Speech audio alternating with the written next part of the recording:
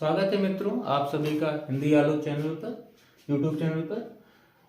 आज हिंदी व्याकरण के क्रम में ये हमारा तीसरा वीडियो है जो कि उच्चारण स्थान को समर्पित है। उच्चारण स्थान हिंदी व्याकरण का एक बहुत ही महत्वपूर्ण एक टॉपिक है। किसी भी परीक्षा में आप जाएं जहां हिंदी पूछी जाती है, उच्चारण स्थान अवश्य ही उसमें शामिल होता है और 2-3 प्रश्न जो है देखने को मिल जाते हैं। तो आज हम लोग कुछ सूत्रों के माध्यम से, संस्कृत के कुछ सूत्रों के माध्यम से बड़े आसानी से 100% सफलता के साथ बिल्कुल सटीक जो है उच्चारण स्थान हम लोग पहचान लेंगे। और आज के बाद ये वीडियो देखने के बाद आपको उच्चारण स्थान पहचानने में कभी भी समस्या नहीं होगी। हमने अपने चैनल पर हिंदी व्याकरण नाम से एक प्लेलिस्ट भी बना दी है, जिससे आप क्रम से वीडियो देख सकते हैं और लाभान्वित हो सकते हैं। निःशुल्क आप जो है हिंदी व्याकरण सीख सकते हैं। आज उच्चारण स्थान के साथ मैं doctor Alok Kumar Tiwari, assistant professor Hindi, आप लोगों के समझ प्रस्तुत हूं। अब हम लोग देखते हैं। सबसे पहला देखिए जो सूत्र है इसमें वो कौन सा है? अकुह विसर्जनीय नाम कंठा। इस सूत्र का मतलब क्या है? इस सूत्र का मतलब, संस्कृत जो हमारी भाषा है उसमें सूत्रों का बड़ा महत्व। सूत्र मतलब क्या है? सूत्र का मतलब होता है कम शब्दों में अधिक बात कह देना, गागर में सागर भरना। तो अकुह विसर्जनीय नाम, इसका मतलब क्या है? आ कु मतलब का वर्ग। जब हम किसी वर्ग के प्रथम वर्ण में जब हम उ लगा देते हैं, मतलब कु, चू, टू, इसका मतलब है पूरे वर्ग की बात कर रहे हैं। तो आ कु मतलब कवर्ग, कवर्ग का मतलब का, ख, ग, घ, अंगा, और आ का मतलब ह्रस्व दीर्घ दोनों, और विसर्ग। इनका उच्चारण स्थान क्या होता है? इनका उच्चारण स्थान होता है आपका कंठ। ठीक है, तो अपुह विसर्जनीय नाम कंठा। आ, कवर्ग, हा और विसर्ग, इनका उच्चारण स्थान क्या होगा? कंठ। कहीं भी पूछा जाए। अब देखिए इसमें क्या आ जाएगा? एक तो ह्रस्व आ जाएगा, दीर्घ आ जाएगा, कवर्ग मतलब पूरा कवर्ग। कवर्ग जब हम लिखते हैं तो आप समझ जाइए कि पूरा है का, ख, ग, घ और अंगा, ये पांचों कवर्ग, और हा और विसर्ग। इनका उच्चारण स्थान क्या होगा? कंठ होगा। ठीक है, ये कंठ से उच्चारित होते हैं तो कंठ होगा। उसके बाद दूसरा जो सूत्र है वो क्या है? आप लोग अभी समझते रहिए, जब वीडियो समाप्त हो जाएगा तो आप जो अभी महत्वपूर्ण जो भी लगे आपको नोट करते जाइए, और बाद में आप नोट्स बना सकते हैं अपनी।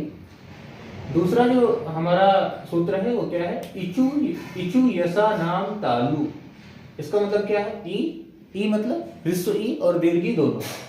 चू मतलब अब चवर्ग, चवर्ग मतलब अब आप समझ गए होंगे, च, छ, ज, पूरा पांचों, य और ये तालव्य। इनका तालव्य, इनका उच्चारण स्थान क्या होता है? इनका उच्चारण स्थान होता है तालु। इनका उच्चारण स्थान क्या होता है? तालु होता है।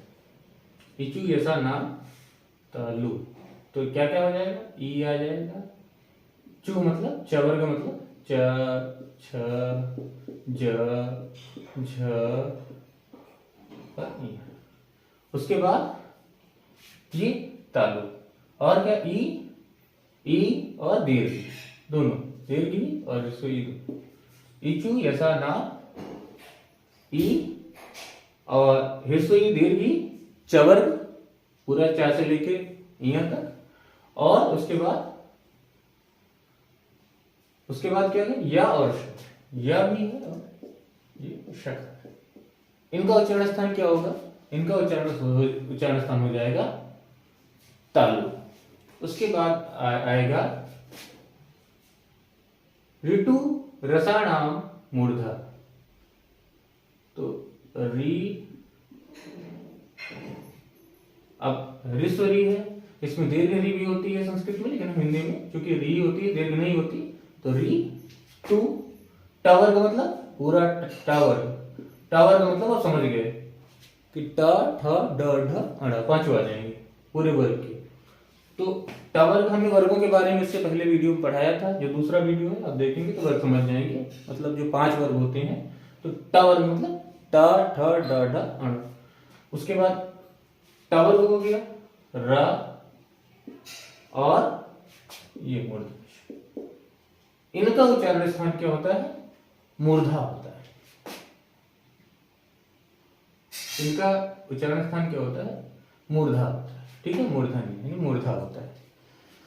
उसके बाद हम देखते हैं जो ये सूत्र होता है, लितु लसा नाम दंता। लितु लसा नाम, ली का मतलब हमारे हिंदी में प्रयोग नहीं है, संस्कृत में है, तो हम इसे हटा देते हैं। तू मतलब तावर्ग, ला और श। तो ली तावर्ग, तू मतलब तावर्ग पूरा, तावर्ग, तावर्ग मतलब अब आप समझ गए होंगे। तावर्ग मतलब तावर्ग मतलब हो गया,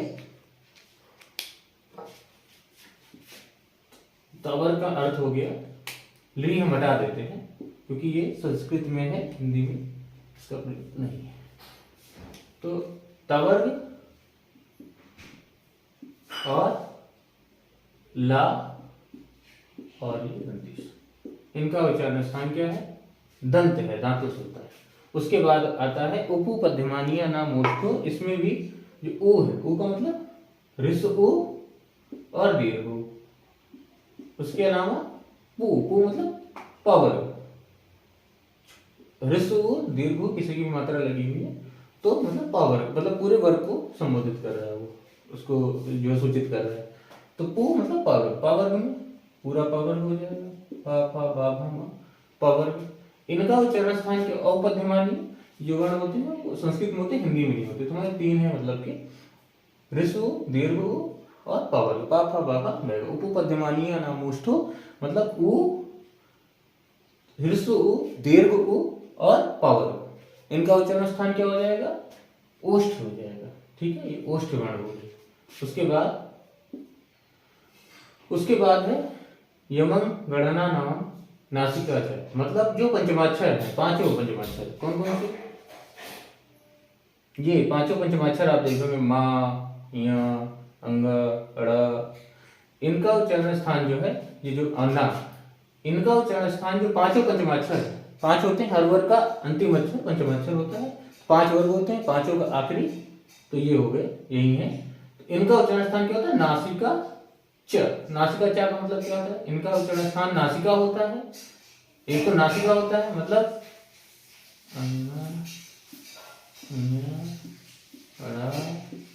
ना और इनका उच्चारण स्थान नासिका होता है। नासिका तो होता है, लेकिन इसके अलावा भी कुछ होता है। तो क्या होता है? जैसे अंगा, चूंकि कवर्ग में आता है तो इसका कंठ हो जाएगा। उसी तरह ये टवर्ग में आता है, ये इसके उसके बाद ये किस में आता है? चवर्ग में आता है, तो चवर्ग में तालु हो जाएगा, तालव्य हो जाएगा। इसी तरह इसी क्रम में इनके 2 उच्चारण स्थान हो जाएंगे। तो अगर ऑप्शन में पूछा जाता है किनका उच्चारण स्थान ऑप्शन में दोनों है, तो दोनों सही होगा। और अगर एक है तो कोई बात नहीं, अगर दोनों है तो दोनों सही हो जाएगा। मतलब इनके 2 उच्चारण स्थान होते हैं। और अगर एक ही सही करना है तो आप वरीयता देंगे किसको? नासिका को।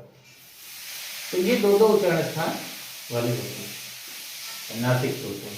वैसे जब भी एग्जाम में पूछेगा तो अगर उच्चारण स्थान इसका देगा, तो अगर 2 दिया है तो आपको दोनों सही करना है। अगर इन दोनों में से एक चुनना है तो नासिक। उसके बाद में ए दैतो कंठ तालु। अब क्यों इसको वरीयता देनी है? क्योंकि ये अलग फार्मूला है, अलग सूत्र ही इसी के लिए बना हुआ है।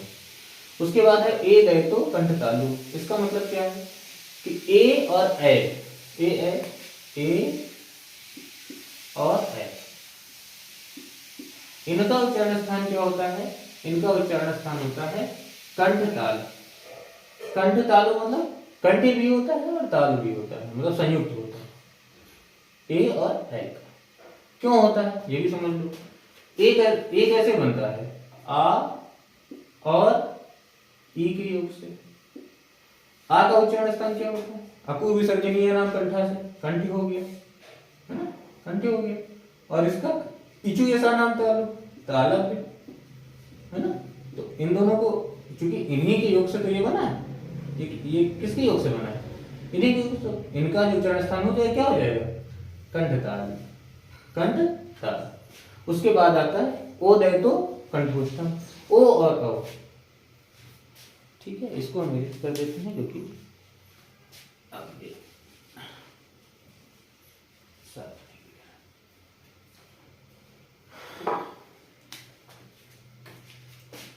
ओ और अ, ओ और अ, इनका उच्चारण स्थान क्या होगा, इन ओ दो तो सूत्र कहता कंठोष्ठम, कंठ और ओष्ठ दोनों होगा। कैसे, ओ कैसे बनता है, आ और उ के योग से। आ का उच्चारण स्थान क्या है, कंठ है, अपू विसर्जनीय कंठ, उपपद्यमानीय आय, ओष्ठ हो गया, ओष्ठ, तो कंठोष्ठ हो जाएगा। इन दोनों का उच्चारण स्थान योग करके क्या हो जाएगा, कंठोष्ठ, ये कंठोष्ठ हो जाएगा, ठीक है। उसके बाद वकार से मतलब वा का उच्चारण स्थान क्या होता है, दंतोष्ठ होता है। तो वकार मतलब क्या है, वा। जब संस्कृत में कोई एक अकेला वर्ण होता है तो उसको कार जोड़ देते हैं, जैसे उकार, अकार। तो वकार मतलब केवल व। तो व का उच्चारण स्थान क्या है, दंत्योष्ठ, मतलब दांत और ओंठ दोनों से बोला जाता है, दंतोष्ठ है। अब इसके अलावा हम देखते हैं एक और बात है कि एक सवाल बहुत पूछा जाता है, कई बार नेट में पूछा गया है, प्रकंपित, लुंठित और लोडित ये कौन है। तो रा है। प्रकंपित मतलब होता है जिसमें जिह्वा जो है हमारी घर्षण करती है इसके उच्चारण में। तो ये प्रकंपित, लुंठित और लोडित ये कौन सा वर्ण है, रा है। और पार्श्विक, पार्श्विक मतलब जिह्वा के बगल से जो है हमारी प्राणवायु निकलती है, तो बगल से, तो ये इसलिए पार्श्विक कहते हैं। और इस पार्श्विक क्या होता है, ला होता है। इसको हम ऐसे याद, प्रकंपित तो ऐसे याद कर लीजिए, पा में चूंकि रा लगा हुआ है ना, तो पा प्रकंपित क्या है, रा है।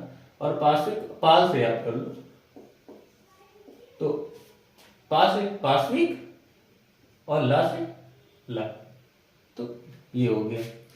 तो आप देखेंगे कि बहुत ही सरल ट्रिक्स, थोड़ी कठिन है क्योंकि संस्कृत की है, संस्कृत के सूत्र हैं। अगर आप इनको एक बार याद कर लेते हैं तो आपके हर प्रतियोगी परीक्षा में 2000 नंबर पक्के। इतना ही याद करना है, इससे पूरा, और इसमें गलत होने की कोई गुंजाइश नहीं। एक भी प्रश्न अगर उच्चारण स्थान का पूछा गया तो आपसे गलत नहीं हो सकता, इसकी गारंटी है। अब हम जो है आज इस वीडियो को समाप्त करते हैं, यहीं तक है। और मैं आशा करता हूं कि आप लोग इन्हें बहुत अच्छे से पढ़ेंगे, कंठस्थ करेंगे, जिससे ये उच्चारण स्थान का जो टॉपिक है वो बिल्कुल आपका क्लियर हो जाएगा। आज के लिए बस इतना ही, और चैनल को अधिक से अधिक लाइक, सब्सक्राइब और शेयर करिए, जिससे हमारा उत्साहवर्धन हो और आगे भी हम और अच्छे वीडियो आपके सामने, उपयोगी वीडियो ला सकें। इसी के साथ जय हिंद, जय भारत, जय।